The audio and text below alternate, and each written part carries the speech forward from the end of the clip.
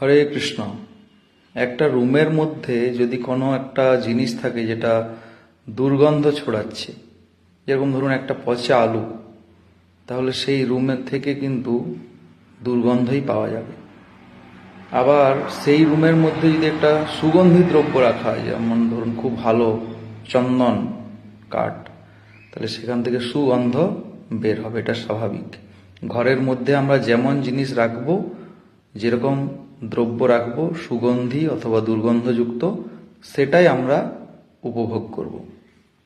একই রকম ভাবে আমাদের যে হৃদয়, মন, এখানে আমরা যদি খারাপ জিনিস রাখি, ক্রোধ, হিংসা, ঘৃণা, অন্যায় করার মানসিকতা, কাম, ক্রোধ, লোভ, তাহলে কিন্তু তার যে দুর্গন্ধ বা কুফল, সেটা আমরা নিজেরাও ভোগ করব। এমন নয় যে শুধু বাইরের মানুষই ভোগ করবে দুর্গন্ধটা, সে ঘরের মালিককেও ভোগ করতে হবে।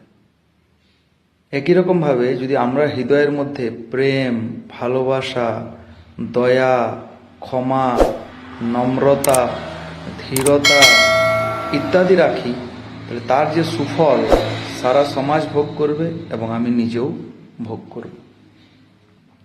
তো আমাদের হৃদয়ের মধ্যে এই যে ভালো জিনিসগুলো, দয়া, ক্ষমা, ভালোবাসা, দৈন্যতা, অপরকে ক্ষমা করার মানসিকতা, দোষ ত্রুটিগুলো ক্ষমা করে দেওয়া, এগুলো আসবে কিভাবে?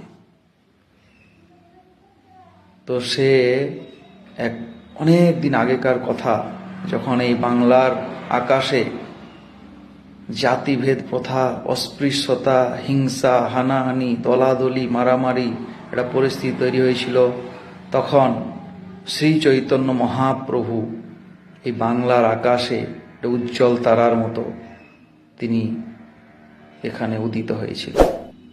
তাই মহাপ্রভুকে বলা হয় মহাবদান্য অবতার।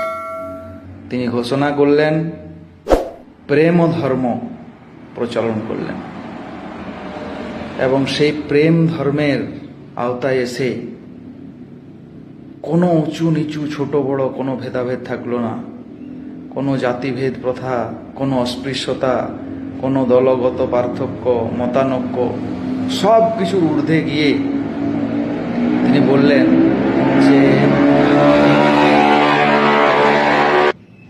যে আমাদের হৃদয়ের যে কৃষ্ণ প্রেম, সেটা জাগরিত করতে হবে।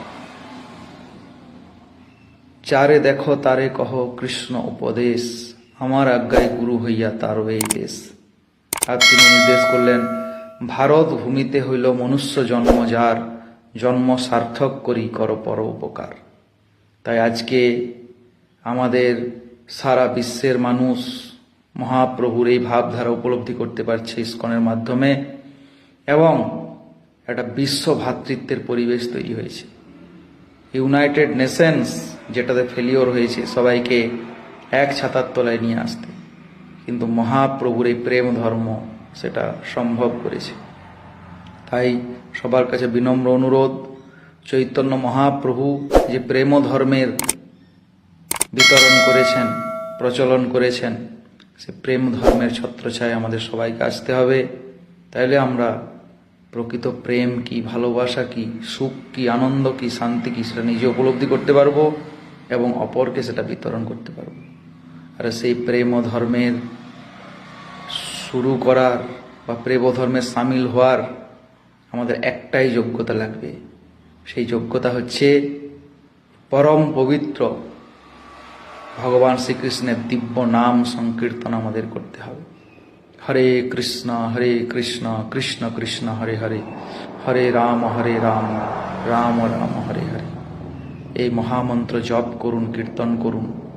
এটা কোনো শুধুমাত্র বিশেষ জাতির জন্য, বিশেষ ধর্মের জন্য নয়, এটা কোনো সাম্প্রদায়িক নয়, এটা সামগ্রিক একটা প্রেম বিতরণের মহামন্ত্র।